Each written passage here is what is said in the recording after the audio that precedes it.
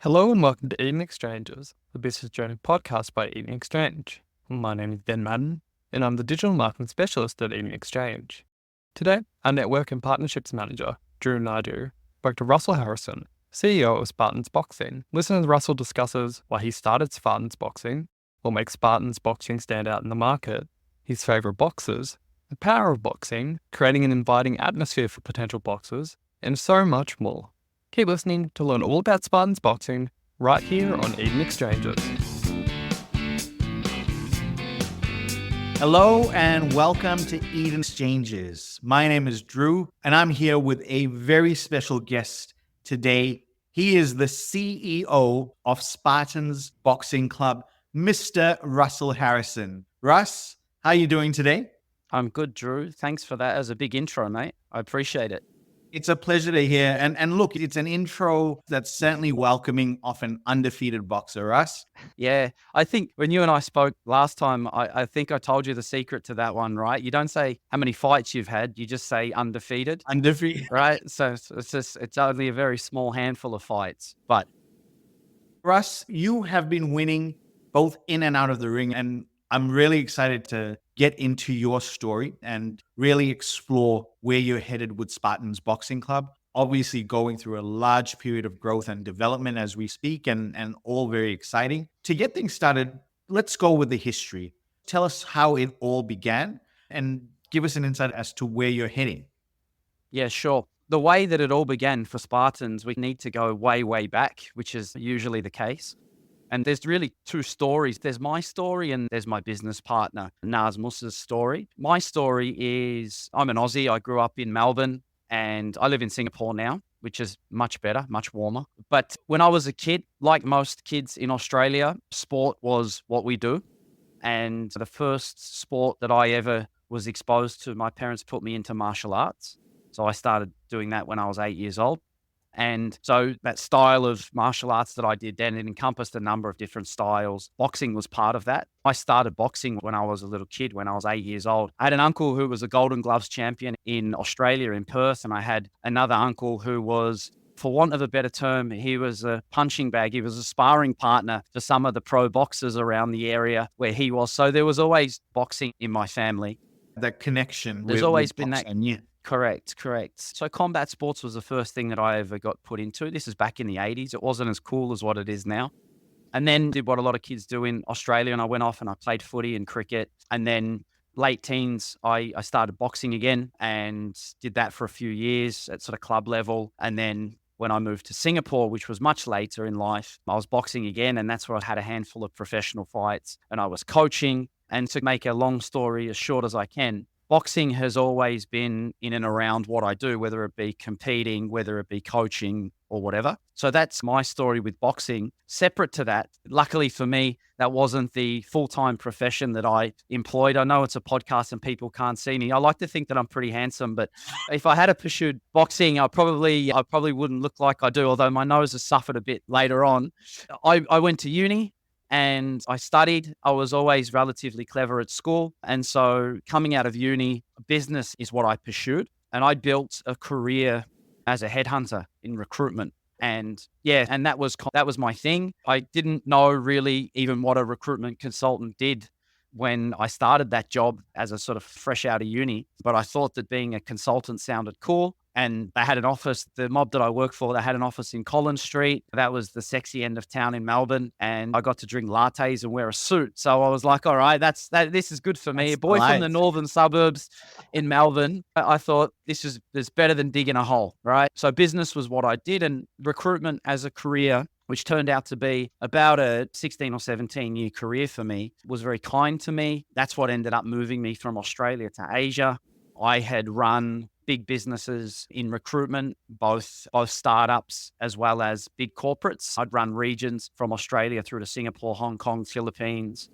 And so I was running companies. I was running recruitment businesses. Whilst I was doing all of the work stuff, boxing was a hobby and a passion, or I was competing here and there, or I was coaching. So that was always around to transfer over to my business partner, Naz, a Sudanese guy, moved to the UK back in the 70s. and serial entrepreneur is the best way you can describe him. He's ran businesses all around the world across different industries. He's had some good startups and he's had some nice exits. He's also had some failures along the way, but that's the entrepreneurship journey. That's all part of the journey. And he was a business guy first. And back in 2000, and I think it was 2006 or 2007, around that time, he was living in Dubai. He was massively overweight. He just sold a company, was living the good life. And he was overweight. He was diagnosed with type 2 diabetes. And he was told, you better get fit or else. And there wasn't really too many things that he enjoyed doing for fitness. And he got introduced to boxing. And as part of that, he signed himself up for a white collar boxing match, the crazy few that do. And so he went through that process of essentially going through it's a fight camp that you go through when you do white collar boxing. He lost 40 odd kilos. So absolutely life-changing and transformational. And that's how he fell in love with the sport. And then in Singapore in 2012 or 2013, there was a white collar boxing match that was going on in Singapore at that stage. Nas was competing in that. A good friend of mine was competing in that, who I was coaching. And then serendipitous moments, everybody met through that sort of white collar boxing.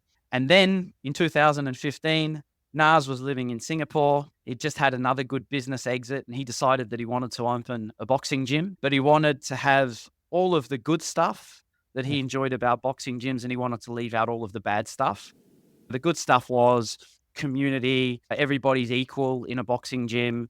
There's no titles or hierarchy. The bad things were sometimes they smell, sometimes you walk in and they can be quite intimidating. People are sizing you up. And that's how Spartans was born. There was a boxing gym in the east coast of Singapore in the community for the community to do boxing a little bit differently. And so Nas founded that business in October 2015. And I came in just a few months later through a mutual introduction of guys that had done that white collar. I said I was looking to do a little bit more boxing coaching. And that's how we met. And that's how sort of Spartans started. And then that was the beginning, I guess you could say. Incredible. What a journey for the both of you. And just thinking about yourself, the combination of that physical aspect, your history in sports, your education, your consulting or people skills, and I'm guessing also your good looks as well. It's opened up doors. It's all led to this opportunity with Spartans, which, if you ask me, is almost tailor-made for you. It's a beautiful thing. You mentioned the sense of community and family that comes along with gyms. Look, and I wholeheartedly agree. It's at first glance, there's an intimidation factor or there's a sense that I might not be able to belong. But what you find is that when you do join this community, it is very much a family and it doesn't matter. People come to these gyms in all shapes and sizes with different mentalities. I know that I personally went through my own journey with boxing as well. I had been through a breakup. I had put on weight and boxing had wholeheartedly changed my focus. So joining a gym where I discovered boxing had wholeheartedly changed my focus. It allowed me to structure my thoughts, put myself in a more stable sort of position, gave me routine. And it allowed me to set up the building blocks for what I would like to think has been a successful wave or career-wise, family-wise, and so on, moving on from that experience. It really did help stabilize me and help me build. I guess my question here is, why do you think boxing is such a good tool for people, especially those who are looking to improve their mental health, Russ? Yeah, great question. And I just want to talk a little bit about what you've just said with regards to your story, right? This for me is, I guess, encapsulates everything. Every single person, and this is true for gyms, but boxing gyms in particular, right? The reason that people are in boxing gyms, they're so wide and varied. Like you said, there was a breakup. So often a divorce or a breakup can be a catalyst, or someone's trying to kick the booze or the drugs, or someone's got themselves into some kind of trouble, or you're a high performer and you're trying to deal with stress, or whatever it may be. The stories that you hear of people in boxing gyms is what makes boxing gyms so unique. And boxing gyms the world over, and there's so many stories of this, synonymous for helping people, right? In some way, shape or form. And there's just a secret sauce in boxing gyms that does that. And when we talk about holistic health or mental wellness and all of that sort of thing, we talk about because people are so much more of mental health and issues around that these days. We talk about things like mindfulness, right? Like mindfulness is now a very, I don't want to say trendy because that's maybe the wrong word. It's a practice that people do now. Now, boxing for me is the ultimate form of mindfulness, right? I Like agree. when you're in that gym and when you're in that ring, whether it's from when you're skipping, and most people hate skipping when they start. It's not easy to do, to skip for 5 or 10 or 20 minutes. Whether it's something as simple as skipping, or whether it's learning where to put your feet, whether it's I got to keep my hands up, or geez, there's so many different punches to throw. And then you start to master that part. And then all of a sudden there's someone in front of you and they're going to try and hit you back. All of this it's the ultimate form of mindfulness, right? Now, that's the sort of the boxing element.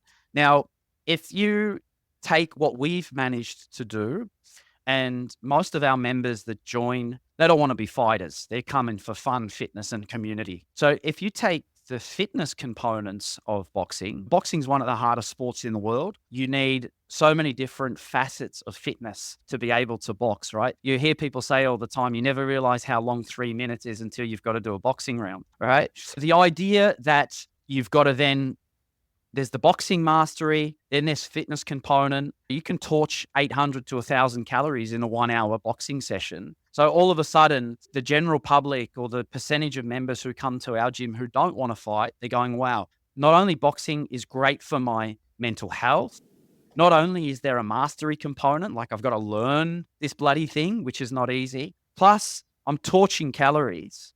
For sure. Right. So you take all of that. And then the one last component that I just think goes back to what I said at the beginning in terms of the essence of boxing gyms, that idea of community and having people together in that kind of an environment. It is just really, I think, one of the best fitness modalities and the best types of communities to be around. I say to this day, some of my best friends, people that we have absolutely punched the living shit out of each other, and they are my best friends to this day. That's a really interesting sort of outlook. And then thinking about the white collar environment, people who are busy, very often time poor, the benefits that you're getting from, let's just say 30 minutes of boxing a day, 45 or minutes or an hour at the gym. There are so many things that you can tick off within that space. You're torching calories. You're working on a technique. So your mind is being active as well. And at the same time, I know certainly for myself, I couldn't find peace in meditation.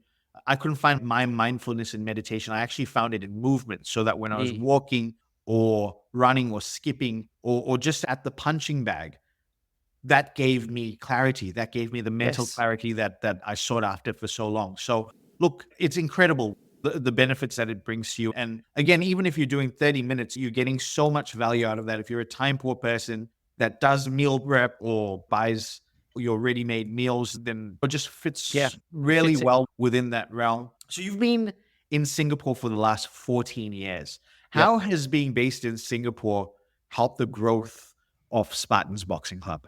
Yeah, Singapore is, first of all, it's an incredible place to live. I love it here.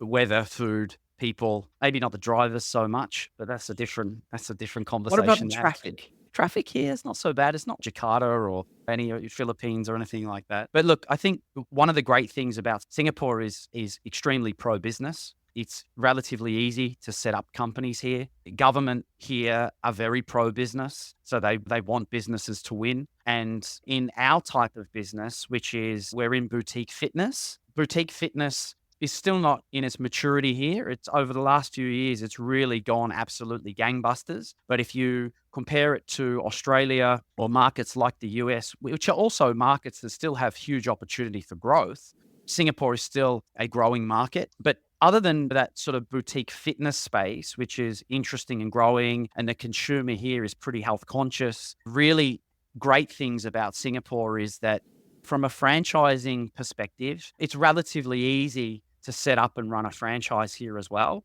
There's not the sort of franchising laws that are applicable in Australia or the US.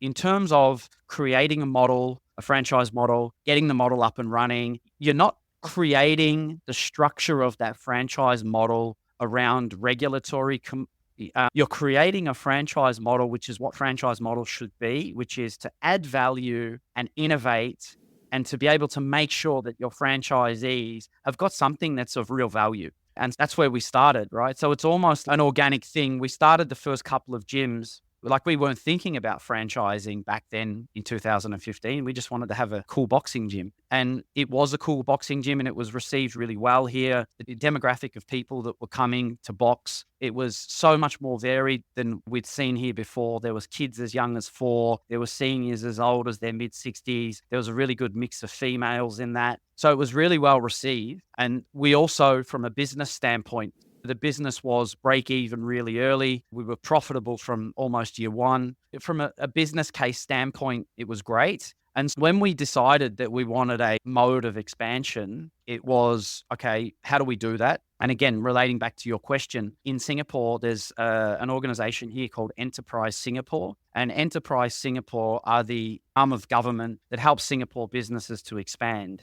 They're very proactive to try and get Singapore businesses to do things, not just locally, but internationally. Enterprise Singapore worked closely with us around feasibility studies of, okay, here is the idea of own and operating a bunch of gyms on your own. And here is the idea of building and scaling a franchise model. And so building and scaling a franchise was much more exciting. And then we've continued to work with Enterprise Singapore on every single market entry that we've done since. So we're in 5 countries now. So we're in Singapore, Dubai, or UAE, I should say. We're in Australia, we're in Philippines and Cambodia, and soon to be a few more countries this year. And every time we've gone to a new country, our friends at Enterprise Singapore have helped us with that market entry.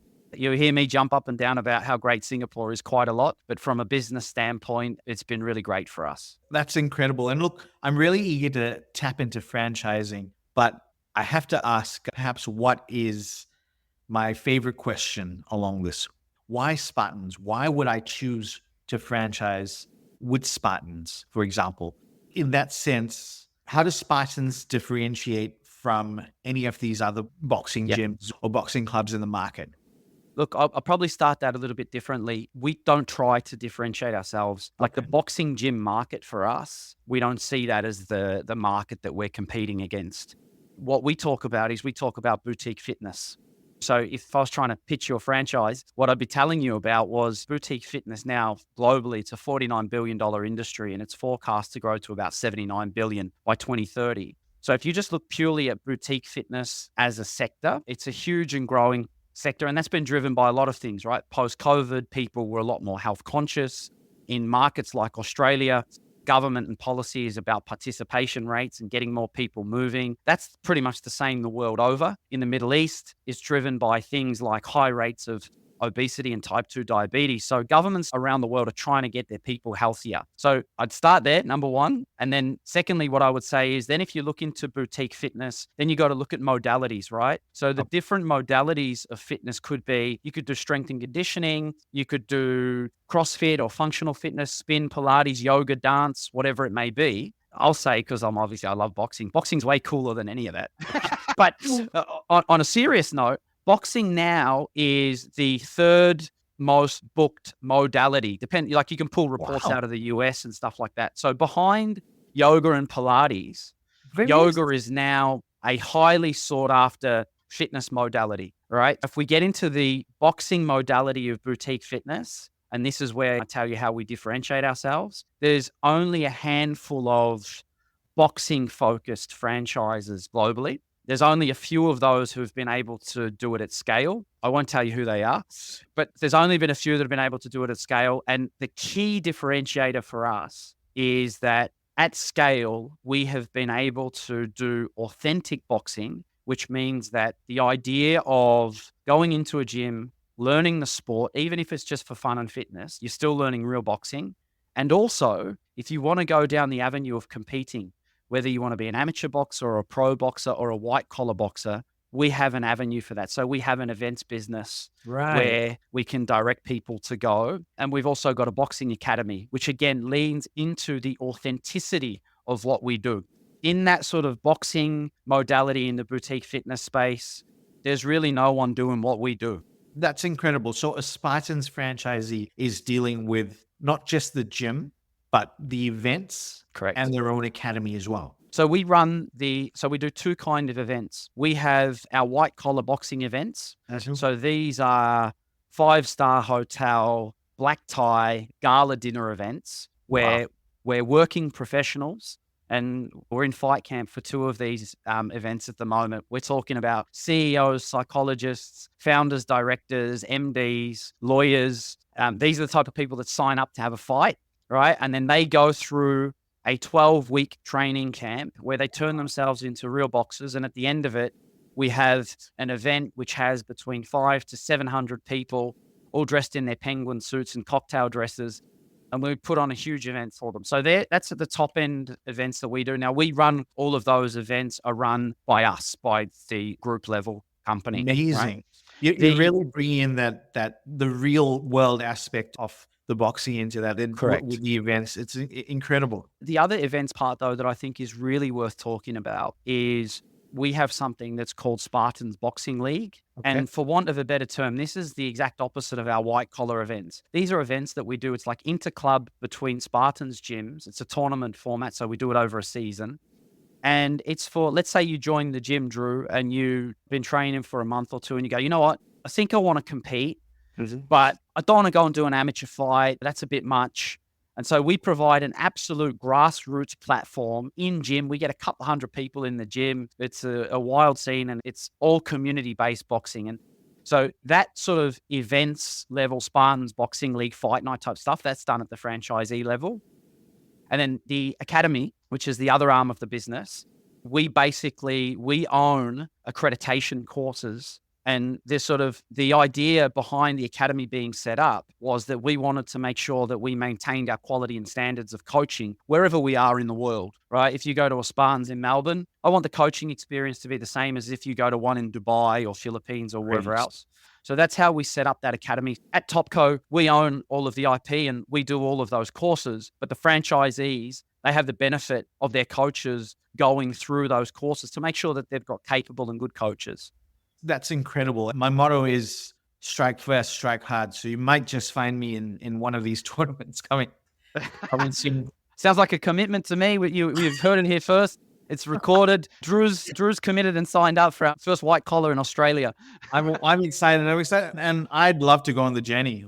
Like you mentioned, there's nothing like the realization of how long 3 minutes around is. It's definitely a discovery.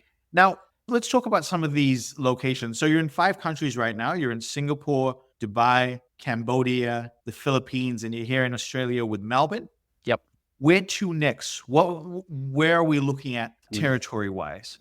So I'll just talk about the existing territories first. Singapore, we are the largest and leading boxing brand here. We've got 10 locations across Singapore, which if Singapore, it's a tiny little place, so that's a lot of gyms. Followed second by Dubai, where we only opened in Dubai at the end of 2021, and we've already got 5 gyms operating there with another 4 to open.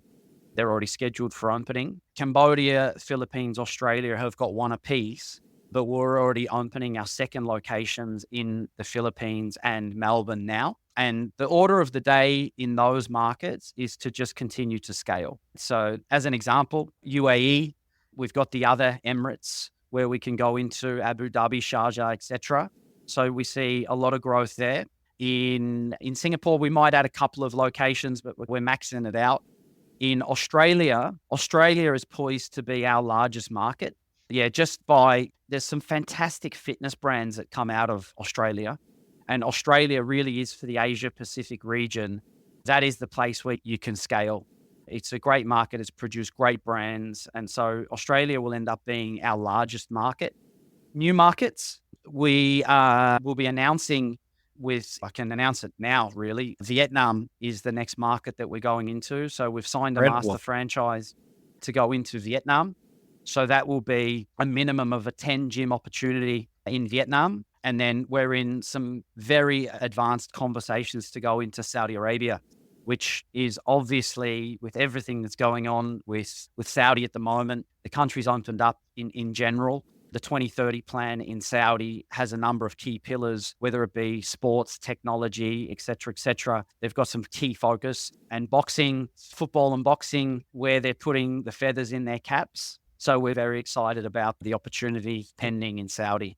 A lot of sports related expansion there. It's really exciting to see. I understand you're currently looking for Australian based master franchisees. Yeah, correct. What types of qualities are you hoping potential master franchisees possess? That's a really varied question. And I think that's one of the things that excites me most about the industry that I work in. The way that that deals happen, that master franchise deals happen around the world, they can be really quite varied. In Australia, it is very common for one of the larger fitness brands or multi-brand owners to take master franchises for concepts. And that happens quite a bit. For us, we would be really keen to tie up with one of those large, whether it be private equity, multi-brand owner type setups or specialized fitness brands that also own various concepts. So that could be one potential. The other potential could be non-fitness related, but those with experience running and scaling master franchises. So the fundamentals of franchising is relatively similar across industry. And if it was somebody or some company who had managed to scale a master franchise in F&B as an example, that would also be quite interesting for us. But then again, to change tact, the deal that we've done to go into Vietnam, people that have got really great local connections in the Vietnam market, good business backgrounds, but are not companies. It's really quite varied who might be the right partner for us in Australia. But I think the thing that I would say about Australia is make no shadow of a doubt, Australia is going to be our largest and most exciting market. That's exciting. All right, we've thrown around a few jabs. Now it's time for a couple of difficult questions. Let's throw some hooks in here, shall we? You've opened up multiple franchise locations across the world now. Yep. How do you go about ensuring you understand the nuances of each country, the legalities that are involved? What makes you want to go into these new markets and knowing that each country has different laws that need to be upheld and different standards to meet? Yeah. So I think that is a key reason right now as to where we are focused. So we are hyper-focused on Asia Pacific and the GCC region and the markets that I've just spoken about. So if we talk about Singapore, myself and my business partner were here and we'd been here for a long time. So we knew this market like the back of our hand. We'd been running companies here. I'm obviously Australian, hence the desire to go into the Aussie market. So when we opened the Melbourne one, it was a little bit of a homecoming for me. It was a special moment. Well, me being Aussie, and I've done business in Australia for many years, we know the Aussie market as well. And then if we look at the GCC region, so my business partner, Naz, he lives in Dubai and he's lived in Dubai for a long time. And he's been doing business right across the GCC region. So we know the regions that we're going into between myself and Naz and the team, we've got really good business experience doing business across these regions. Now, nuances of like market entry itself, you obviously need good lawyers in country. Nuances of brand and product when you go into country, you need to make sure that when you do your market entry strategy, you get all of that stuff right. And I'll give you an example. In Singapore, Dubai, and Australia, the mantra that we have as part of our marketing, which is boxing for everyone, what we do with our product, our pricing, and our marketing is we aim for the very wide middle class. There's a key demographic there. And it's boutique fitness, and that's the way that we price the product. When we go into developing markets, and Philippines is a good example of a developing market, we position ourselves as a premium international brand, and there's a premium product there, and therefore the pricing and the way that we position ourselves is slightly different. Demographic of customer that you attract is slightly different. In Singapore and Australia, as an example, you can put gyms out in the suburbs, country towns, et cetera. Your pricing probably doesn't have to change that much. Whereas if you were to go in a province of the Philippines, the model just wouldn't work. It's really understanding your market entry strategy, understanding those nuances and being accepting that as you go into different markets, you're going to have to look at those nuances. People say Asia collectively, but as we know, the difference between Indonesia and India and Singapore and Malaysia, they're completely different markets, different cultures, different legislations, et cetera.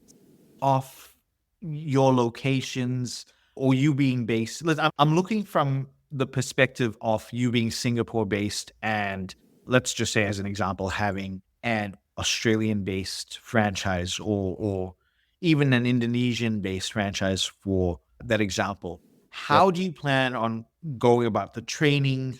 How do you offer support to your franchisees, and how do you contribute to their success and the success of Spartans boxing overall? You mentioned that you'd have a similar sort of training. You want the operations or the methods used in Dubai, for example, to be the same as Singapore. So how do you ensure that you have that quality across different countries, are able to provide support and training to franchisees? Yeah. So I'll use the newer markets as example. So when we went into, just this year, we went into the Philippines in February 2024. And we went into Melbourne in April. When I say went into, that's when the locations opened. So for those locations, it was a matter of the onboarding itself is done with the HQ team here. So there's obviously a digitized franchise management system, all of that onboarding. There's obviously scalable onboarding wherever we are in the world. But then when it's time to open the gyms, we send the HQ team to that location. Oh, great. Yeah. And we run the academy and we recruit the coaches, and it's all hands on deck for when we have launched those locations. Grand opening and Correct. And then on the back end of that, and look, sometimes we get accused of doing too much for our franchisees.